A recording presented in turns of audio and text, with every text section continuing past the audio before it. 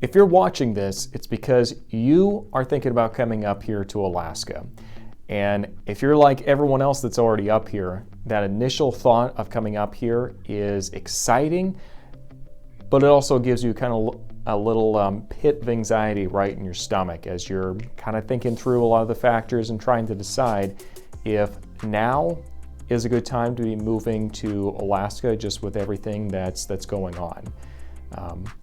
Everyone kind of goes through that thought process when they're looking at coming up here. So in today's video, I'm going to go ahead and break it down, and we're going to see some of the big factors that go into you deciding if now is a good time for you to decide to move up here. It's not going to be the best time for everybody, okay? So we're just going to say that right now. But these are factors that you need to kind of work through and decide for yourself if now is going to be a good time. Before we get started, make sure that you do like this video, make sure that you go ahead and subscribe, and make sure that if you have any questions, you do post those down below so I can answer them for you and potentially have some future videos in the future to answer any in-depth questions you might have. Now, without further ado, let's go ahead and get into it. Now, first, let's go ahead and talk about the positives about Alaska. Number one, domestically, it is very, very stable. Obviously, we don't have riots going on. We don't have a whole lot of social unrest up here. It really is just kind of in the culture up here where folks are going to kind of band together and help out in kind of catastrophe kind of scenarios. Might be because we do find ourselves kind of facing nature together as a community quite frequently, it feels like. And I think that does help quite a bit just with people willing to pull together in one direction. So that's good. Domestically, we're going to be pretty stable. There's no real fear of having damage to your property or anything like that. So that's good. We'll put that under the positive column for moving up here. Number two, Alaska has been surprisingly recession-proof in our real estate market in relation to the rest of the lower 48. Now, that's not saying we are immune to whatever is happening in the lower 48. That's not what we're saying.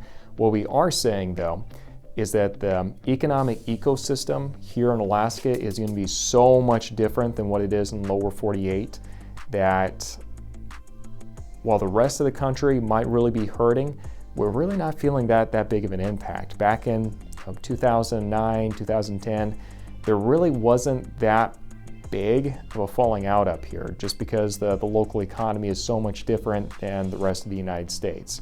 So again, not always, but usually we're not going to get impacted too much. And the real estate industry up here is clipping along just fine without seeing any big signs for concern just yet. Number three, interest rates are low. Obviously, that's not true just for Alaska, but it's a case, so why leave it out? And number four, Alaska has a lot of space for new construction homes. So if you're looking for brand new property, maybe a custom built home where you were involved with the process itself, then that's not a bad option. There's definitely quite a bit of land up here that can be used.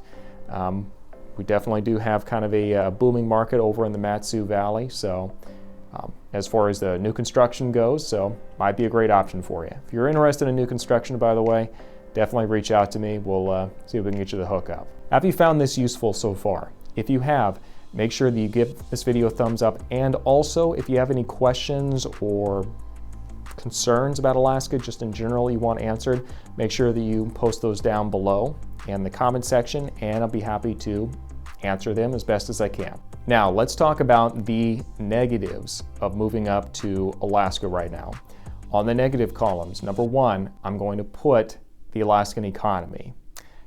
Now, I just said that the Alaskan economy and the real estate market up here has been pretty recession-proof, and that's very much true. The difference is that we don't know in the future what the Alaskan economy is going to look like, because in the past couple months we've seen a pretty big hit to the three legs to the Alaskan economy up here, and that is oil, that is tourism, and that is fishing. So we're kind of taking a hit to all of those three legs at the same time. Obviously, we just don't know how that's going to impact everything. We're just going to have to kind of feel that out as we go along. I will say oil is profitable now, so that's definitely good. So we're not hurting as far as that goes. Obviously, tourism is going to be down for a while just because it's kind of tough to go visit anywhere these days. Luckily, the governor has made it easier to come to Alaska, so that's good. But yeah, the sooner the pandemic is done and people have a returned sense of normality, there we go, normality, the better. Number 2 on the negative column is going to be just the low inventory right now for houses. I talked about this in a recent market update video. You can check that out up there. But essentially, there's not a lot of inventory on the market right now, and the competition is kind of fast and furious for the houses that everyone is going to like. So for that reason, you need to come ready to compete up here if you're going to be trying to buy a property. That's not saying, okay, let's just throw in the towel, we're done.